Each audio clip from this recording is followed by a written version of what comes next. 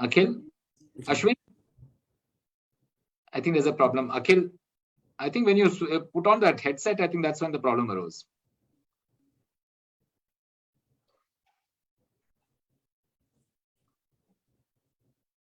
No. Yeah. Now it's working? Yeah. Is it clear?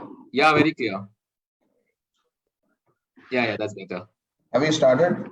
Yeah, go ahead. Okay. Hello, everyone. I'm Akhil George, business reporter at TUI. Me and Sujit John, the business editor, will be hosting this edition of the Times Techies. We thought we would look at the fantasy sports industry in India for this episode.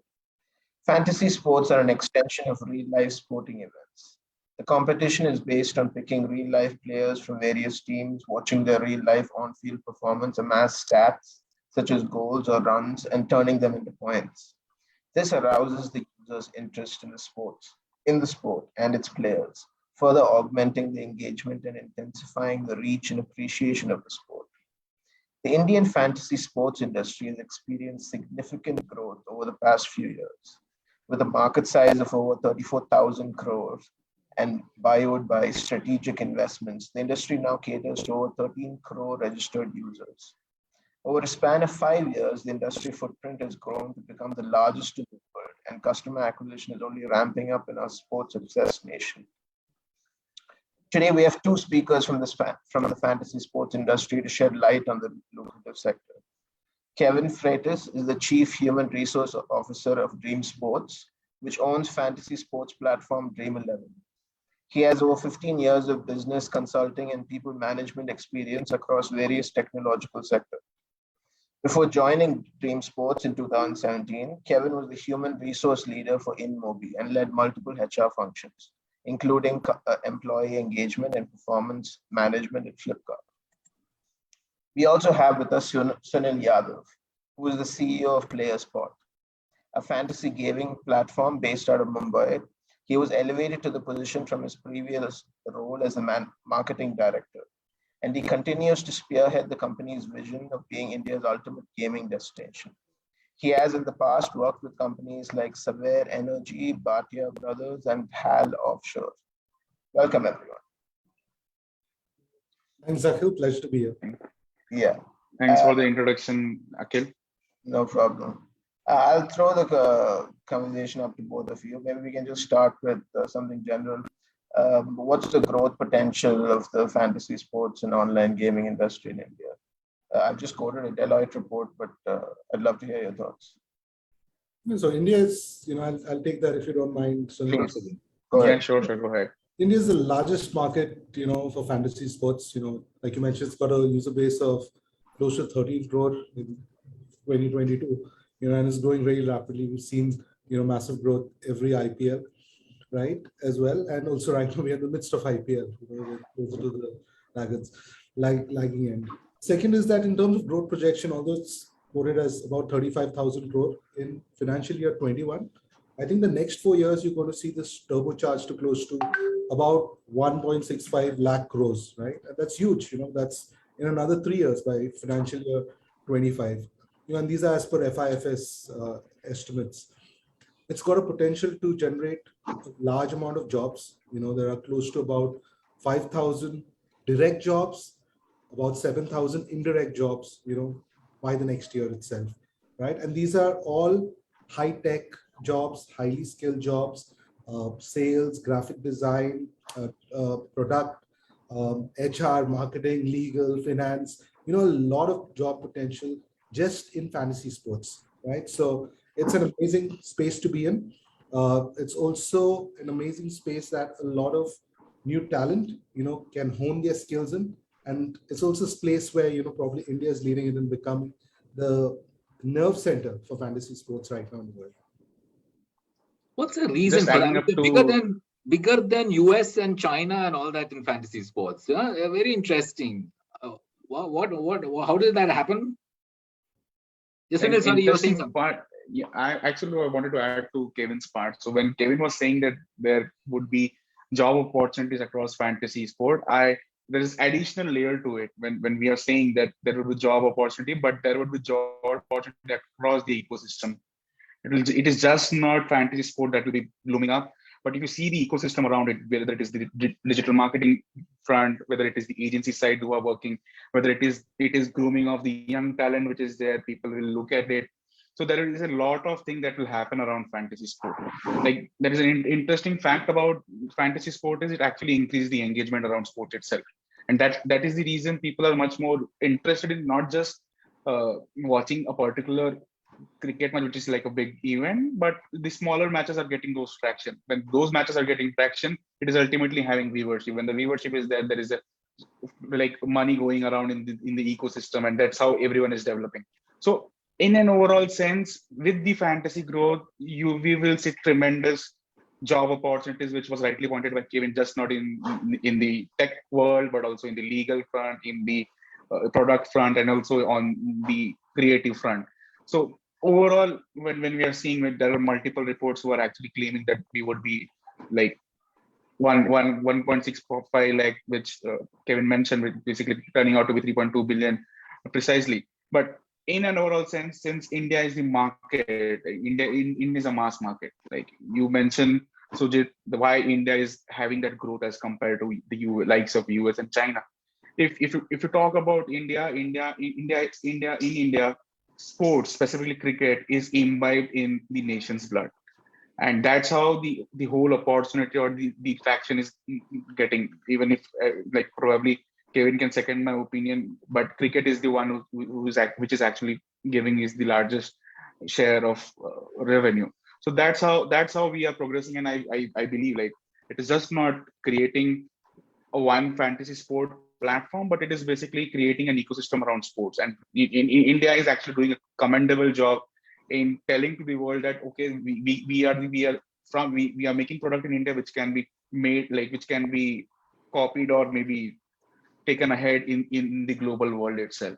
Absolutely. People have so much passion for sports, whether it's cricket or soccer or basketball. And what we notice in this land of close to about 1.2, 1.3 billion people is that your previous consumption of sports was largely through an analog screen where you watched players and you could look at it. You had no way that you could participate in engaging yourself other than just viewing it. It was just unidirectional. But what fantasy sports has done is that it has provided a platform for people to not only watch the match, but also be entertained by choosing their teams, by making sure that each and every ball becomes more exciting. I think that's what it's done. It's taking that passion, which was just unidirectional, and made it bidirectional, right? So you can play it with your friends, you can play it with family, right? And it's an entertainment product at the end of the day. So I think that fantasy sports has truly vetted one of the most craziest passions in India, which is cricket, right? To something that is bidirectional now. And we've also seen a spurt in sports, right? In terms of sports rights, whether it's the IPL, whether it is T20s, whether it's the BBL or the Big Bash. I think what this has done, just the amount of sporting events that have come in a consumable format, has just changed the game for this bidirectional format of entertainment. Very interesting. Just adding up to Kevin's point, when you were mentioning that the how it has imbibed the two part of it, making it bidirectional, we came up with one of a proposition which is like there is a cricket ka bhoot everywhere going around. Everyone is having that fever during an IPL period or a World Cup period, talking about cricket, analyzing about cricket, creating their own team, and eventually that is what we are there for, to give the people to have that platform to interact and be engaged with the games itself. So because these players have their own teams and all that, they are watching very closely to see how each of their players is performing and all that, is it? Yes. Yeah. You get to see your leaderboard, and I think it's so engaging because it's not about only what's happening in the ball. It's about how your team has been built, how your friend's team has been built. It's more about slacking each other, communicating with each other. Yeah. That, hey, listen, I got this right. I knew that this was the right pitch on which I knew this kind of bowler would do really well. Right? That's why he's my captain. And I think that level of skill in terms of being a coach and being able to display that and demonstrate that, not just within your network, but in any contest that you join, right? I think that thrill, that excitement is truly entertaining to anybody. You have an opportunity now, a canvas where you can actually demonstrate that, right? Previously, we would say that, I hope, Sachin Tendulkar is out, we all go back and we say that, it's the end of India. But right now, the amount of engagement that this product is able to bring to any game, right? It's not about what's only happening on the pitch and who's winning, right? But it's about how which player can do well, on these kind of conditions, these kind of pitches, these kind of, pressure conditions as well. So I think that excitement, is truly unparalleled. Okay. Same thing does not happen in China or what? I just trying to understand why India particularly, why is it so big? Yeah, so if you look at China, what is the national sport there, right? Whereas if you look at India, you've got nearly everybody following cricket. Right? Okay. In China, there's a mix of soccer, there's a mix of basketball, suddenly you have somebody representing the NBA. You don't have a truly national, sport out there. But I'm sure if a product like this, considering the size of population, will do well there as well. But in India, it does really well because cricket is the religion, right? I think each and every sport, whether it's men's cricket, women's cricket, whether it's kabaddi, whether it's hockey, which is, by the way, our national sport, has the kind of fanaticism associated with it. We know the players, right from when we were kids, and at that time there was Sports Star magazines. You didn't have things which are online. You had Sports Star. You'd pick out that cutout of Kapil Dev, with his collar up. So there is fanaticism, with respect this to madness. Yeah. Not just cricket, but also other sports. Whether it's Leander Pace, whether it's Mahesh Bhupathi, right? So whether it's golf, or whether it's billiards, I think each and every sport, I think sports has been truly an underrepresented profession in India. But when you look at these stars, you want to become like them. I think that passion that is there in every Indian, whenever shine as a national team, right? I think it just supersedes every other thing. So there are a couple of things in India that every Indian is proud of. Sport, cricket is a religion. There are also others. There's Bollywood and a couple of other things. I'm sure that's the reason, at least for sports, we do really well out here. I'm sure IPL also lends itself very well to the format, right? And probably help drive the growth a lot. Absolutely. I think, the format of the IPL, the consumable format, especially, it being, crunched down to, about 4 hours to 6 hours, I think that really took off. And, if you look at, even the way that it was positioned, I think, to look at it being positioned in prime time, right? Matches happening in prime time, literally, competing with the Saas Bahu serials. I think that was a game changer. The way people consumed sports, you typically watch a one-day match starting at 9 o'clock or 10 o'clock in the morning. And now you shifted it all the way towards the evening. There was entertainment, there was dance, there was music. You've never seen this before, right? So it really communicated a product, and you have to give credit to the BCCI for this. They've really created something, which is truly unique, and, unique to the point of view of, how sports is consumed and cricket is consumed in India. To be honest, adding up to Kevin's point, so basically when IPL started, it actually just not created a tournament in India, but worldwide. It was followed by Big Bash, it was followed by PSL, ISL. There were so many, and it has now been replicated into various sports as well. If you see, in football, there is an ISL which is happening. In volleyball, there is another volleyball league in India which is getting prime importance. Plus Kabaddi, there is Pro Kabaddi League. So with the IPL model has worked eventually for other sports also. And with this advent of other sporting league, we are seeing incremental thing that is happening around those particular sports. I agree to the fact that in India, cricket is basically a religion and players are God. But if you ask me in terms of the maximum growth that has been happening, it is not. It's basically the other sports in India which is getting that traction, be it basketball, football, or kabaddi. These are much with this for the people, for the fanatics. This has created. I'm not sure my network is proper. Yeah. Okay. There is some break in your when you're speaking. But go on. Yeah. You go on. So in an overall sense, it is the platform has advented and helped out in creating engagement in other sports also, and other people are also getting recognized. in a few years back, we were not even aware about who is playing in India's kabaddi team or maybe in the Indian hockey team. But now, if you ask people, specifically who are like a fantasy player, they will know inside out about who is the player, what they have done, and how they have done.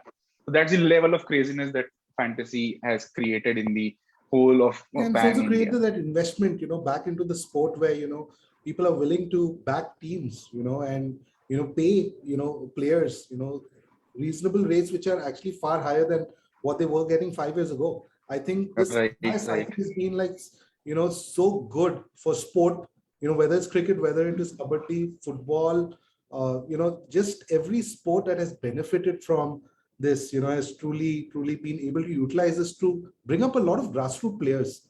So we just see the fantasy part of it, but there's a lot that goes into, bringing grassroots players out there, right? And if you set aside cricket, which are the games that are growing the fastest? Which would be number 2, 3? So you look at kabaddi, you look at hockey, you look at basketball, you look at football, right? So there are plenty of these games. There's handball, there is even NFL. There is, there are countless games that are actually going so rapidly, right? Really? And similar for you, Sunil? Cricket. When you look at cricket, see a lot of Indians used to consume a lot of men's cricket right now. But if you look at the women's cricket teams now, and even there's the proposition of women's IPL as well. I think this has just taken off, and really happy to see this.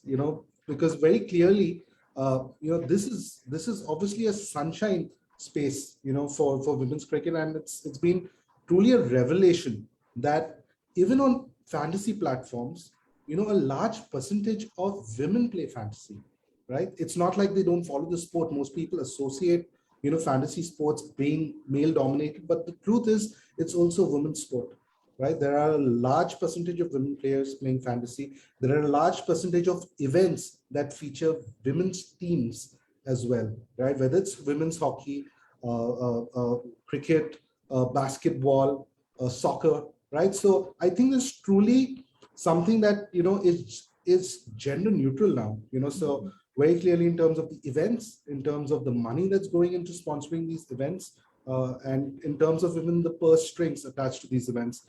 I think this has resulted in quite a very positive cycle for sport, irrespective of gender. Oh, very interesting. Have you seen fantasy sports impacting real life sport in terms of what's happening there on the field? Is there any evidence yet that we are improving on those areas because of what you guys are doing? So there is one thing that I would like to highlight. Like when sports start, like when any sort of fantasy sport requires viewership. Like there is a lot amount of time that people invest in watching those players. When they watch those players, they are aware about what the players are doing, and that creates fandom around the player itself. And when the players are getting those fandom, those players are actually earning. And when you see that there are other sports also as compared to cricket, wherein you are getting those like fans following you, creating that space, it helps the grassroots player also to take up the sports and go ahead and like represent the particular team or a country. So that way it is not directly helping the ecosystem, but it is in a way helping them out. Okay. Akhil, go ahead. Yeah. What are some of the challenges that play? We've heard about how everything is brilliant, but I'm sure there are a lot of problems that face the industry as well. So I'll talk about it. I think, the biggest challenge right now is talent, right? So, tech is an industry, and in the nature of, the technology that, fantasy sports operators use is crazy. The amount of users that land on the platform, that engage with each and every contest and every sports is crazy. There's an acute skill shortage, right? Everybody's chasing engineers, everybody's chasing designers, everybody's chasing the product team, the legal team, the finance team, etc. So there's an acute skill shortage, at the moment for emerging technology specialists. Finding the right skill, right experience that can work at massive scale, right, is extremely tough. right? There are close to about 200 fantasy sports operators in our country, and it's also a very lucrative sector for jobs, by the way, but getting the right people, making sure that they fit in is a challenge. And also, to get people to work, especially now, a lot of individuals want to try out hybrid. A lot of individuals want to try work from home, right? Talent is deciding where they want to work rather than companies, right? So when you want to build something that requires, a very high level of attention, a very high level of skill, a very high level of collaboration, right? It sometimes becomes tough to find people who can make it work, right? And also with this ever evolving space where, there is a war for talent, it's always going to be tough to retain your people, and attain your vision, because I don't think so it's hiring many more, which is a problem. I think it's retention. Everybody is worried that they'll lose their people, right? So making sure that you have people who can build amazing products, amazing experiences for the next 100 million users, right, is going to be key.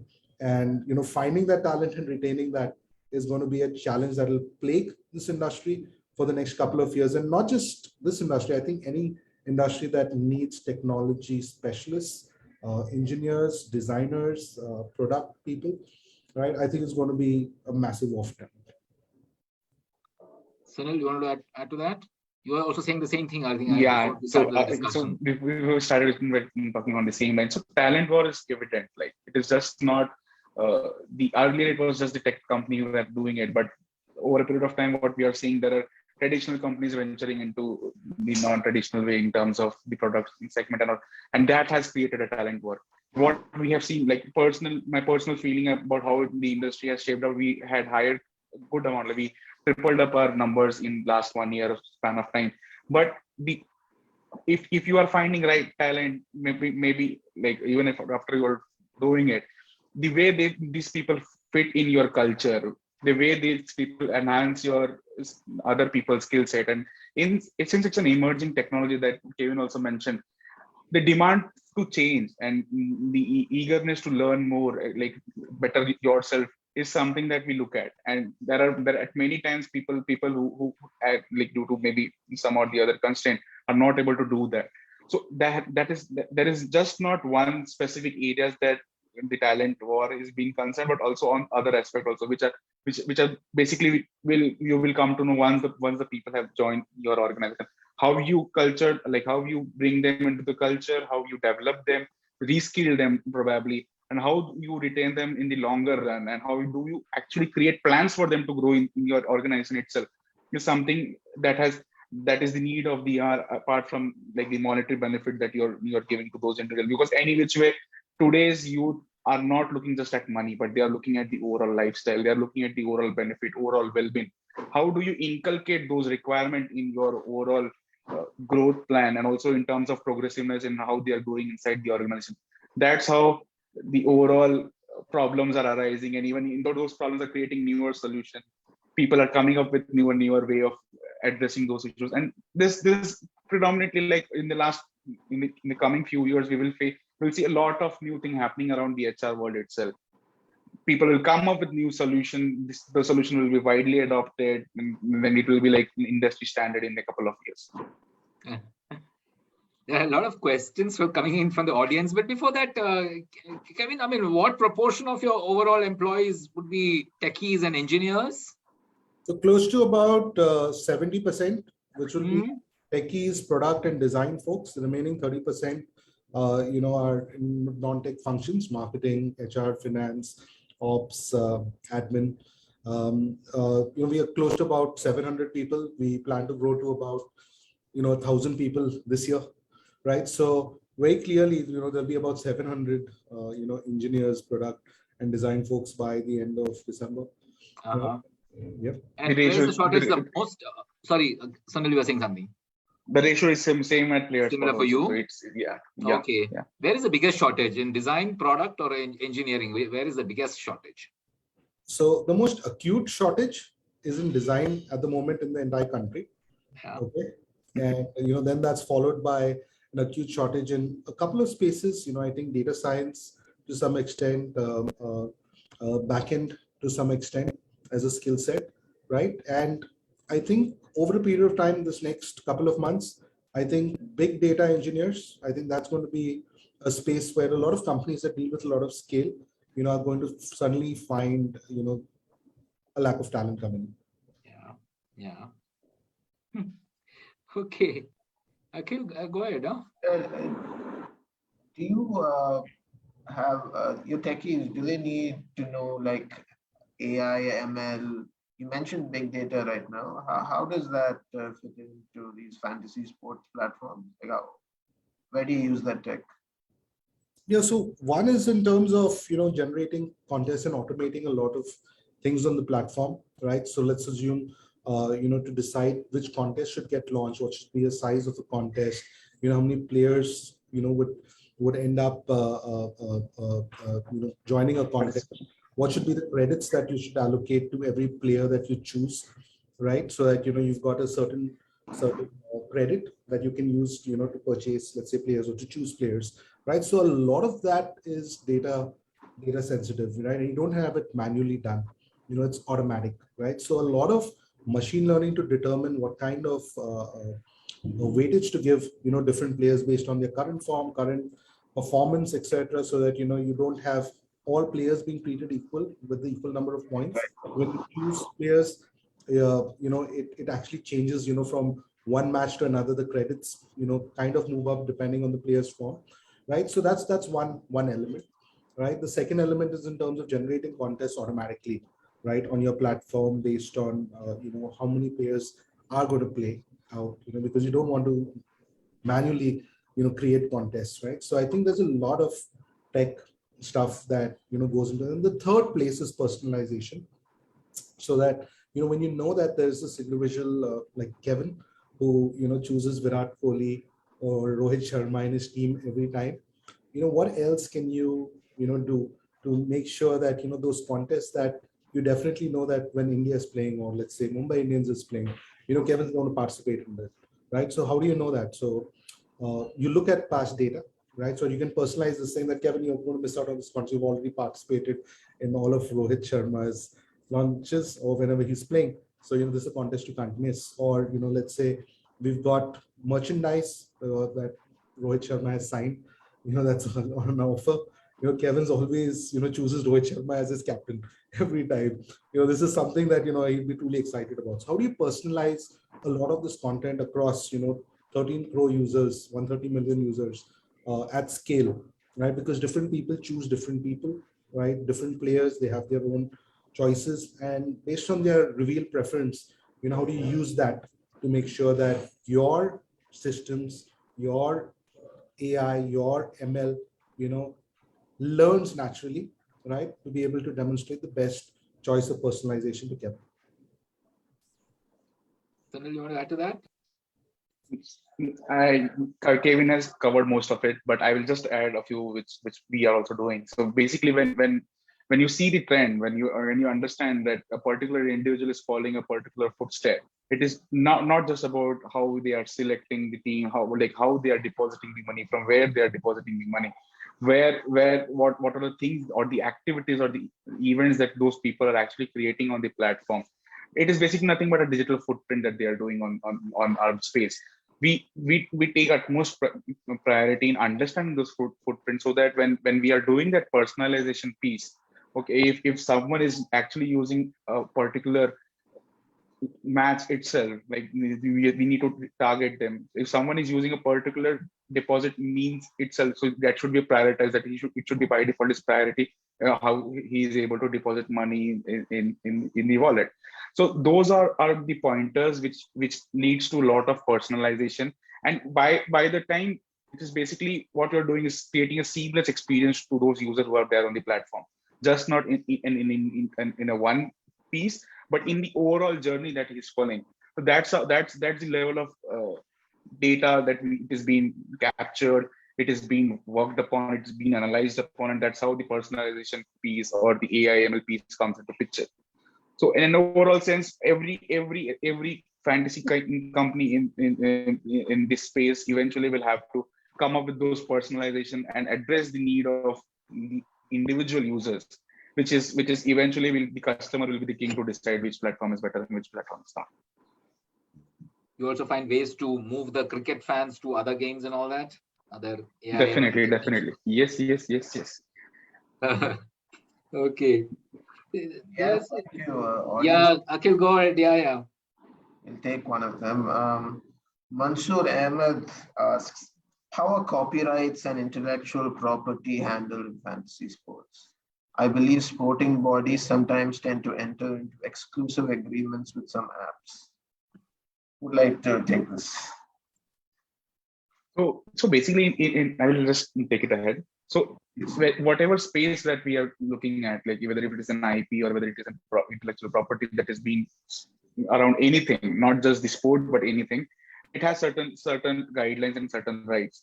So at many instances, you will find that there are certain tie-ups, and those are nothing but those tie-ups. The governing bodies earn money. So at any given point of time, there are multiple entities, multiple people who are actually owning some sort of a right. So maybe it could be on the like the overall tournament level, maybe at the team level, maybe at the personal level. So there are so many rights that follow, and people who are actually taking like following all the legal uh, properties eventually take that into consideration and follow the guidelines which are set across for those particular tournament, for those particular team, or for those particular individual. So that's how there's a straight and clear understanding about how this IPs needs to be taken into consideration, how it is to be followed, and that is being followed across the fantasy gaming company. And even there are third parties who are actually looking at it, whether it is being followed properly or not. Okay.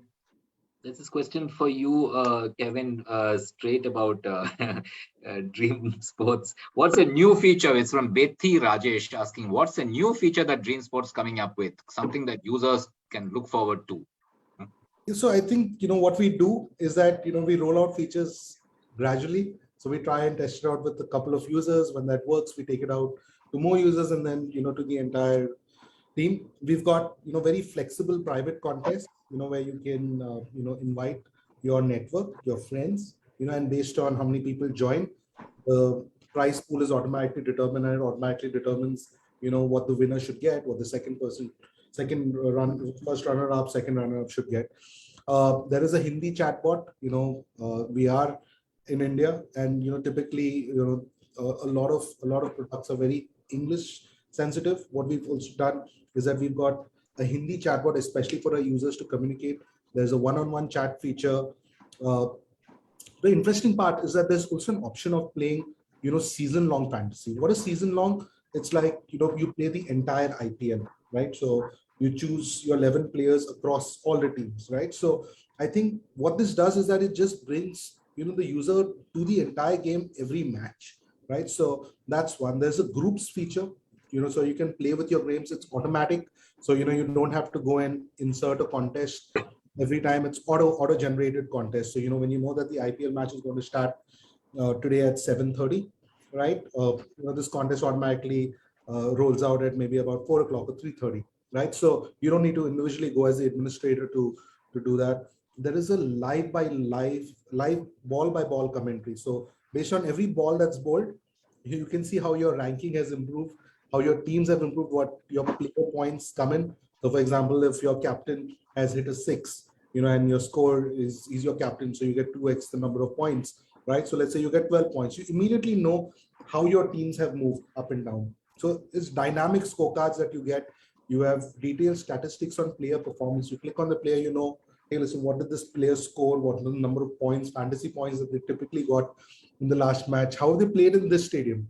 What kind of, when they come second down, third down, fourth down, how do they typically play out, right? So how do they play against spin? How do they play against fast bowling, right? How many, wicket catches as a keeper on an average do they take? How many stumpings do they take? So I think there's so much of good data that goes into, determining your team, right? So that, every aspect of how you choose, ends up becoming, something that you need to be really skilled at. You just can't, do it on fluke, right? So I think a lot of this has, really, really helped, our users appreciate the benefits of it. The other thing that we've noticed, people love to compete. right? So it's not about entering the competition, it's about figuring out where you are when the competition is on. Is over ke baad kya hoga, right? So literally people are, checking their leaderboard, refreshing it just to see the points. It's crazy, but people love doing that. And we've just noticed the usage of our group leaderboard even once the match has started, right? And it's out there. People are on it, checking what's happened. Where am I in this match? Vis-a-vis Akhil, vis-a-vis Sujit, vis-a-vis Sunil, vis-a-vis Ashwin, right? So very clearly, and they're busy chatting with each other. Dekha, so I just think that the love that this brings to the sport and the engagement that it brings to the sport, just all the features. I'm not just talking about us. I think a lot of fantasy sports platforms have built great features, right? Just the amount of engagement that this has given fans an avenue to display has been tremendous. Technologically, has India done, all of you have done things which other people in the world have not even done yet? What is your sense? Are we are really as good or better than them? So, I think in terms of scale, I don't think so. There will be any, these platforms outside, they haven't come close to touching the amount of scale that we really? do, right? So, fantasy sports, the largest, probably, not just in India, but in the world today. So I think the amount of scale, the amount of, richness that brings in terms of being able to manage that experience at scale for all users who want to check out the same thing at the same time, but have different data that they need to see, because, Rohit is my captain, but he's not in your team, right? Or he's your vice captain. The level of points that you need to show this individual is going to be very different, right? Your detail on which contest you've joined versus which contest I've joined, who are your friends, how you rank against your friends. There's so much of complexity and there's so much of scale, and the user doesn't want to wait. I'm not okay, refreshing the page and then waiting for 1 minute. I want to see it in the next nanosecond, right? Because if I don't, I'm going to go and say that, this app sucks. I'm not able to interact with it. I'm not able to have a fun experience. So you're watching the match live and you're, busy experiencing the real game on your app with your friends, right? I think that truly merges what's actually happening on the field, with what's happening in your social circle and in your life, right? So I think that mix needs to be, something that a platform can deliver, at massive scale, whether it's 6.8 million users, or 7 crore users on the platform at the same time, like literally, or 70 lakh users at the platform at the same time, trying to do things, trying to communicate with each other, trying to join contests, and not seeing the platform bend and break. I think that's truly a mark of extreme good technical skills that India has shown can exist, today. Okay. Just adding up to Kevin's point. Sunil, go ahead. Yeah. So basically, it is just not the number of users who are there present at one given point of time. It is also what they are doing. It is one activity can trigger to 10 activities which is at the back end. In order to support those things which are happening, you need to have a really good team who can take up to that scale. And with fantasy gaming, what we have seen is we are having those talent in India also who can create those massive scalable product which can compete in any market. If you talk about in terms of concurrency, in terms of what the maximum concurrency any application would have is the Hotstar, which would have 13 million close to user at one given point of time. If we talk about fantasy is actually reaching to that level. So that is the kind of concurrency we are talking about, and it is just not one particular thing in a match. Like if you're watching any match on Hotstar, it is just one activity. But if you look at the fantasy complexity, it is just not, you're just not refreshing the particular leaderboard, but inside that there is multiple things which is happening at the back end, whether it is the team score getting updated, whether the next ball getting updated somewhere else.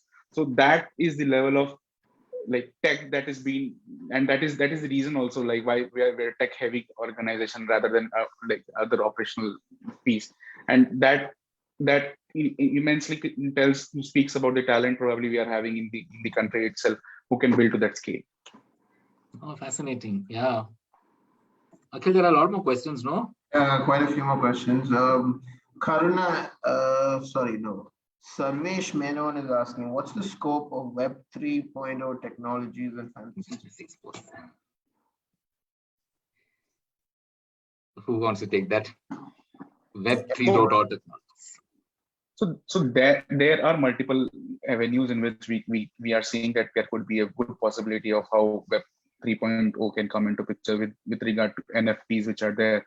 With NFT, like that, what we are seeing that since most of the properties are owned, like there are rights associated to it. Any like fantasy company which is having those rights to go ahead for those particular tournament can come up with an NFTs. NFTs are nothing but wherein you can brag over it on your various social media platform that okay, you own something of those particular match, and that will eventually will open up a lot of space. And now as of now, what we are doing is we are interacting all the users are interacting on their mobile, and the group feature which probably Kevin is showing with the social that we are trying to create in the fantasy segment itself, probably that interaction might happen in metaverse in coming future. So there is something unique about the Web 3.0 which is still yet to be explored. But what we are seeing is the engagement piece that we are trying to create inside the application could be created entirely in the virtual world itself. So as of now, in this segment, it is too early to predict how the Web 3.0 can eventually happen specifically in fantasy. But if we talk about gaming in the Web 3.0 is the thing. When you talk about gamification, there would be multiple things that will be happening around in the Web 3.0. Since we are there doing some casual gaming sport, we are there when having card games. So there could be a possibility that me and Kevin are on a poker table playing together in a metaverse and actually experiencing the reality, like in a virtual reality. So that is how we might see the Web 3.0 shaping up the entire gaming industry. Are you all exploring metaverse? Starting to explore a metaverse, or we are still evaluating the space to be precise. Yeah. Okay. Anything in the metaverse space? Who? Dream Sports, huh? Yeah, Kevin. Yeah, so I think there's a lot of opportunity in Web3. There's a lot of opportunity in the metaverse, but right now they are just opportunities. You really need to build significant utilities, take them to scale. At the end of the day, the user decides how useful what you've built is, right? And I think that users going to take some time to be able to get the best products that reach them. There's also massive demand currently for these tech skills, deep tech and Web3 expertise. There are not enough experts around. Everybody's still learning. It's still very, very early days. If you've tested for 2 months, you're the expert for 2 months, because the life cycle is so short, right, of expertise. There is a hunger to learn and try new things, and that's very, very good. And that's what I talked about emerging technologies earlier, saying that you are in a space where everybody wants to explore newer technologies and emerging technologies, but build something only when it's truly ready and it's ready to be consumed by users, because that's what will decide whether users like it or not, whether they have traction or not. And whether this is not just something that you put a lot of effort into and doesn't see light of day. So I think we are evaluating, we are looking at this, we are learning what's happening in the space, right? And hopefully when things are right, we will look at something significant. Also adding up to Kevin's point, the reason Web 3.0 is being evaluated by most of the industry people is because still Web 3.0 as overall ecosystem is developing. Like there is a phase when if you imagine, like I just give an example, if we want to have a concurrency in the metaverse, like even for a 5,000 people concurrency, the entire system can fail. There are multiple other aspects like the gas fee, which is a part of this particular overall ecosystem. There are other areas which are still getting developed in terms of wallet transaction, how it has to be done. There are multiple things which are still getting developed. People are still figuring out a way in which there would be a seamless experience. So how we are looking at it as of now, we are in Web 2.0. When we would be going into Web 3.0, there should be a transition that has to happen between Web 2.0 and 3.0. Eventually, there could be a like in between, which I in my office call it as Web 2.5. So basically, there would be a small transition that will happen. Eventually, there would be people pivoting towards Web 3.0, and this transition will take time. Few years back, like maybe a decade or 2 decades back, when we were actually looking at web was basically just search information. Eventually it moved towards getting an additional thing around it. Slowly and steadily, now web is so huge, like whatever you do, whatever interaction you want to do, you are doing it through the internet in some or the other way. That is how it took 2 decades of like expertise from the entire world to create those Web 2.0 to that level. So it will take time for Web 3.0 also, but still, since it's evolving, people like us are still evaluating that space. Okay. I just want to ask you this, since you said design, there's a big shortage. What is it? I mean, a lot of youngsters watch this webinar and all that. So advice to them, how do they become designers? Yeah, so a lot of people assume that you need to go into liberal arts to become a designer, but you can be an engineer and be a good designer as well.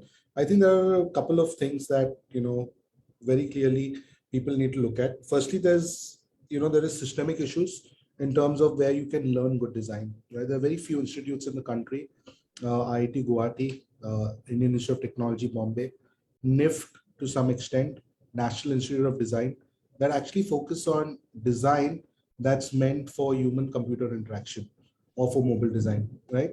A lot of people associate design with, graphic design, or they assume it with, architectural design, or they assume it with designing a chair, etc. Those are also very noble things to do. But the space that, people need to look at, especially the ways that's exploding right now with all the apps, all the communication that you're doing on mobiles, all the communications that you're doing in terms of interacting with apps and getting things done right now are happening on your mobile phone.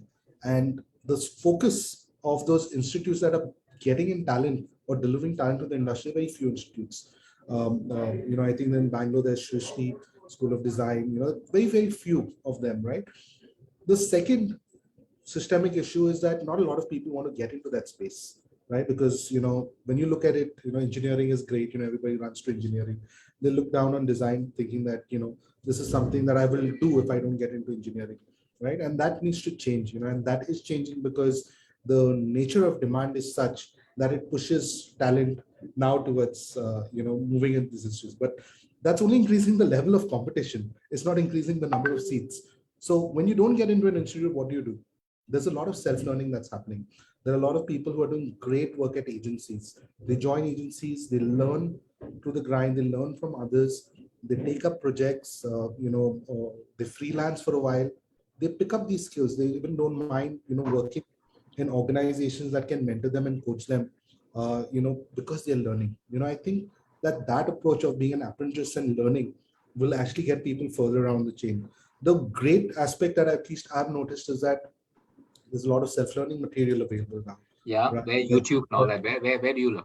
Yeah, Stanford has put its entire material on design thinking online. Oh, really? Okay. So a lot of design thinking focus, right, is the core skill set that people need to have. Then there are institutes like Human Factors International, HFI. I think they run great programs, right? But the real crux is not just learning, but applying. When you start applying that to multiple businesses, multiple use cases, you deliver a finesse, right? Which is important to anybody launching a product which requires, the user to interact with it and is also mobile optimized, right? So I think that's where the magic really happens. I think that typically takes maybe 2 to 3 years, and hopefully we'll see a lot of people getting into this space because this is truly, a rewarding profession when there is demand supply mismatch. There is a lot of people getting in, and I still think that there'll still be a demand supply mismatch for the next couple of years. Aren't you working with institutes to try and increase their supply numbers?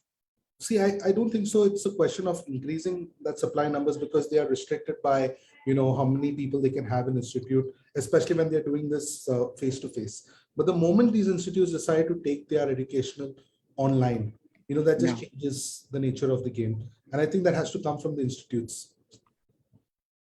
The one thing that we also noticed is most of the bigger names in the education field itself, they are taking their curriculum to the online front.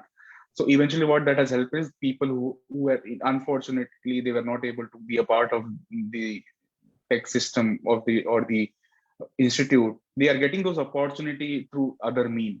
And once they have learned it, then they start implementing, and self-learning is something which I believe is the most important aspect that will eventually fall in any of the field that any people are working with, whether it is design or whether it is engineering. And how do you pace out to, like specifically in design, how do you understand the human psychology also is one of the important factor that eventually will help you out in creating a good design.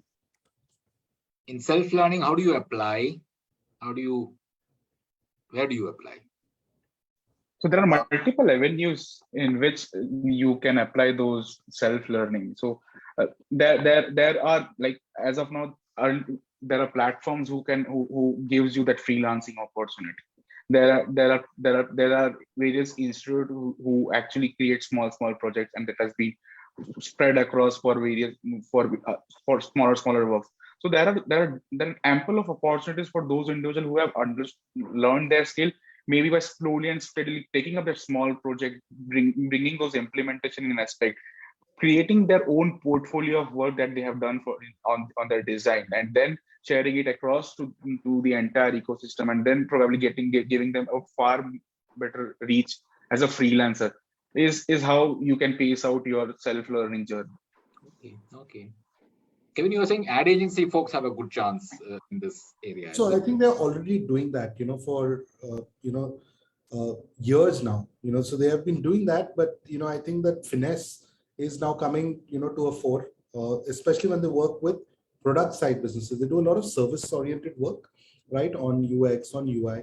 But the finesse for a B2C business, it's still got to evolve, right? But the talent is there. I think there's a little bit of training, there's a little bit of reorientation, there's a little bit of focus, because a lot of people do this through experience, right? It's not formally trained, that coaching, etc. is not there. So if you ask people to do accounting without, them learning accounting, over a period of time, you can be an accountant, right? But you need to know the principles, you need to know the accounting standards, you need to know why this is a certain way, you need to know how the user is thinking, you need to do enough user research, you need to understand how that user research ought to be done, how do you need to sample, your users to figure out, is this a challenge for them? Your users also have different demographics, they speak different languages, is this the right kind of sampling, and is this the right kind of evidence that we need to then use as a sample on which we can rely on for our entire population set. So there is a high level of detail that goes into it. It's not only about looking good, it's also about the right kind of data, the right kind of questions, the right kind of interpretation of the answers also, right, before you end up building. And the other element is that the empathy for the user, right? A lot of service oriented businesses end up looking at fixing things fast, because that's the business model also, right? But a lot of product oriented businesses focus on the user, the user happiness, the user delight, has to be extreme for the user to come back again, right? I think that's very important. Okay. Okay. There is one more question from Karuna S. What are your thoughts on the game of skill versus game of chance debate on fantasy sports? I think you touched upon it, Kevin, a little bit before. Politicians and the judges are still debating. What's your favorite question? I don't think so. It's, I think this is pretty settled now. The Supreme Court thrice in 3 different cases that, FIFS fantasy format is, a game of skill, right, and not chance, right? And, this is the Honorable Supreme Court, which is the highest body, for law in the country, that has stated that three times, right? And I think, what this also does is that it, your business is protected under Article 19(1)(g) of the Constitution. But there's always this element in people's mind that, this is a game of chance, and I think it'll take time for people to get around it, because very few people read, Supreme Court judgments. In people's mind, it's still associated differently, with a game of chance. But, if it were a game of chance, people could just come and win every time, right? But you need to be skilled to win every time. You need to be skilled to be able to, demonstrate that every time, right? It's highly unlikely that, I could replace Cristiano Ronaldo, in the Manchester United team and score goals, right? If I do that, it'd be crazy, right? But it's not happening, right? So very clearly, I think, it's a game of skill. And, I think that is settled now, by the Supreme Court judgment, so I don't think so anybody is talking about it being a game of chance. And the few that are, I don't think so they're reading, the Supreme Court judgment on this. Okay. So it's not constraining you in any way right now. All those are kind of.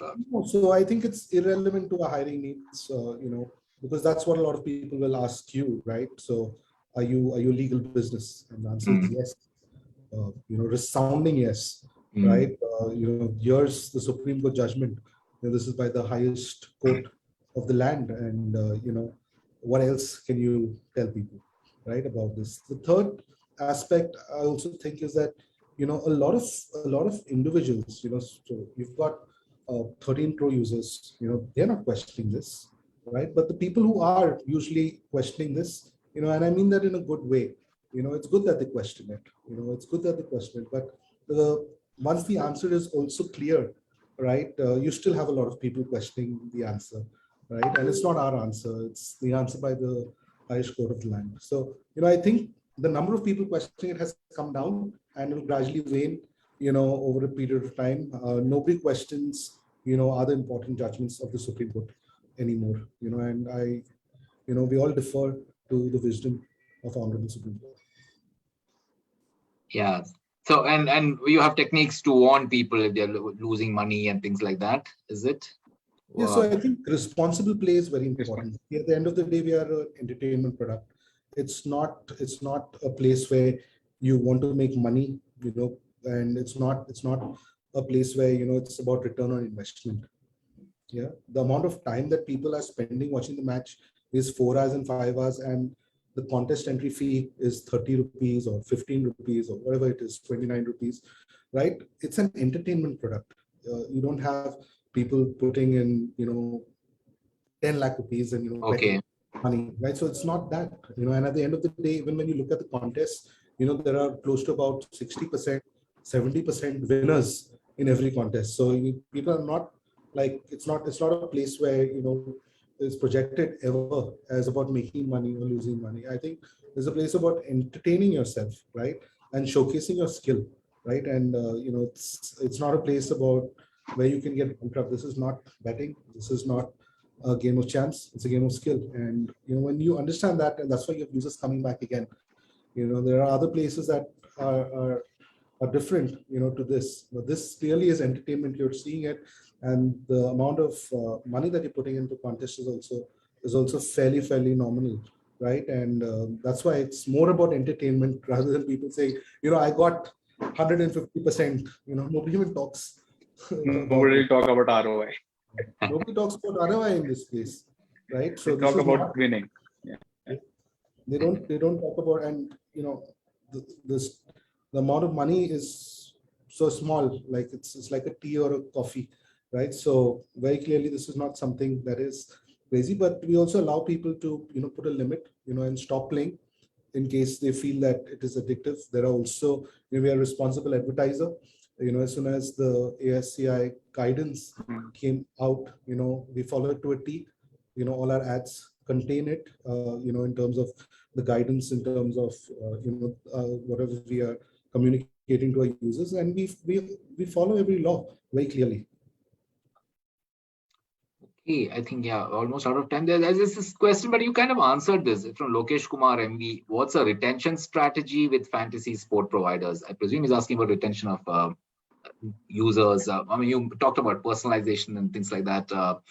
Anything you want to add to that, Sunil or Kevin, that question on retention strategy of fantasy eventually, sport? Take up that question. Eventually, retention is all personalization, to be honest. And how do you personalize an individual? How do you communicate to them through various means so that they feel they are being welcomed on a platform, and that whatever time they are spending on the platform is actually valuable to them.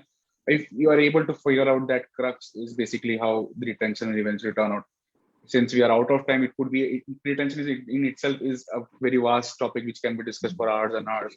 So it is eventually figuring out how I would be able to please Sujit, how I will be able to please Akhil and Kevin, and so that these three individuals are there on my platform. As simple as that. Okay, Akhil, I think we are out of time, but I just want to ask you, I mean, since you said massive scale, where are you today in scale terms compared to a UPI and Aadhaar? Are you still behind, or are you bigger than them? Would you have any numbers? So I think UPI and Aadhaar, they are really massive. They're really massive. Okay, you're not there yet. They are, country massive. Right? We are about 13 crore users in a 130 crore country, right? But when you look at UPI scale, you don't have that many transactions per second happening instantaneously. But when you look at a match, let's say 7:30 is the round log today, so at 7:30, there'll be massive number of users getting onto the platform. Simultaneously. We don't have. You won't have that in UPI, is what you're saying. Yeah, and you'll notice this. When you do, you'll notice that banks fail, especially when you need to pay your advance taxes, when you need to pay your tax rates just before the deadline. You will notice that banks typically have that challenge because the infrastructure is not able to keep up with the crazy number of people who want to do that, and our scale is definitely higher than that. An interesting fact: last year, when there was a lot of UPI transaction which was happening on the fantasy front, there was a guideline issued specifically to us. So that is one of the thing that we are talking about concurrency at one given point of time, which is higher in the fantasy ecosystem as compared to UPI. Yeah, imagine 10,000 people doing a transaction in 1 second, and that is utilizing the UPI network across. So that is massive. So they said UPI will not be able to handle it, may not be able to handle it. So therefore, control it. Is it? I think there's also bank infrastructure that needs to keep pace with the number of transactions that users can do, and I think it really shoots up whenever people want to join and put in 25 rupees contest, join multiple contests. So that really gets to the banks, because for that peak time that the infra is capable. Infra is very high. Say, oh my God, there's this crazy number of traffic. But the reality is that this will keep on happening. Whether it's fantasy sports or any other place, as India gets more digital financially, right? The number of these transactions are going to, increase like crazy. I know. Yeah, great. Akhil, anything else? No, I think we've covered everything. Yeah. I guess 5G will have a great. Anyway, we are too late now. Already 4 minutes past 7. So great. Thanks so much, Kevin and Sunil. Really nice having you. First time we are having a discussion on fantasy sports. I also learned a lot, frankly. Yeah, I'm not into it at all, but my son is, I know. Thanks a lot. Akhil is one of our gamer guys. I don't know how much of fantasy sports he does, I'm not sure. You should also try, Sujit. So thanks so much, Kevin and Sunil. Really nice having you. Thank you, everyone. Yeah.